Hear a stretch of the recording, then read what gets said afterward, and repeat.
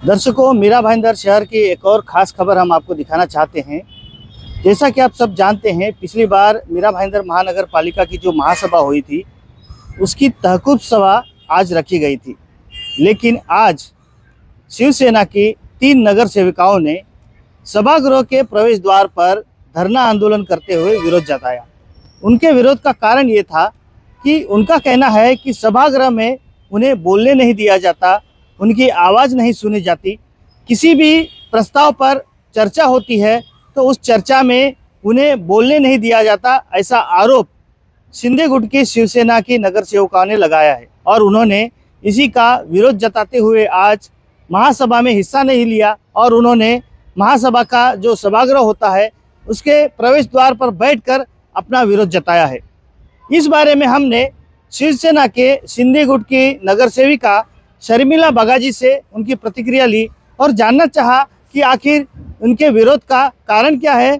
आइए हम आपको दिखाते हैं क्या कहा है उन्होंने।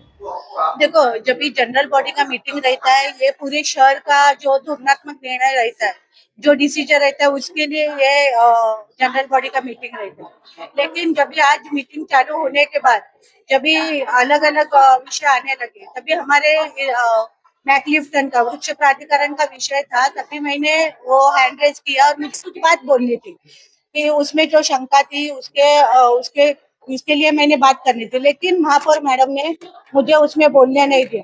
उसके बाद भी मेरे बाद में जो बोलने के लिए हैंड रेज किया उनको बोलने दिया, लेकिन मुझे बोलने नहीं दिया। उसके बाद दूसरा सब्जेक्ट आया जो हमारे डंपिंग के लिए था। उसके बारे में भी हम लोगों का, मेरे साथ में हमारे जो सहयोगी नगर सेवक थे, उनको भी बोलने नहीं दिया। मतलब हमारे विरोधियों को बोलने के लिए हम लोगों ने एक कोशिश करने के बाद भी नहीं दिया। इसके लिए मैंने महापौर मैडम से पूछा कि यह ऐसे क्यों आप ऐसे कर रहे हैं। तो उन्होंने स्पष्ट रूप से कहा कि जो हर एक सब्जेक्ट में, हर एक विषय में आपको बोलने की जरूरत नहीं है। ये कौन सी बात हो गई? अगर हर एक विषय में कुछ भी हम लोग शंका है तो हम लोग बोलने की हम लोग जरूरत है, क्योंकि हम लोग प्रतिनिधि है। हमारे शहर के बारे में जो भी अच्छा सब्जेक्ट आएगा उसके लिए हम लोग को बोलना जरूरी है। ये एक पार्टी का विषय नहीं, शहर के हित में जो भी आएगा उसके लिए हम लोग को बोलना है। अरे अगर हम लोग विरोध में कम है तो हम लोग को बोलने के लिए देना चाहिए, क्योंकि अगर इसमें आपने देखा होगा तो सत्ताधारी लोगों के बीच में भी शंका रहती है, लेकिन उनके बोलने में उनको हिम्मत नहीं है। लेकिन अगर हम लोग भी बोलने का कोशिश करेंगे तो हम लोगों का भी आवाज दबाने का महापौर मैडम कोशिश कर रहे थे। इसके निषेध में मैंने सभा त्याग किया।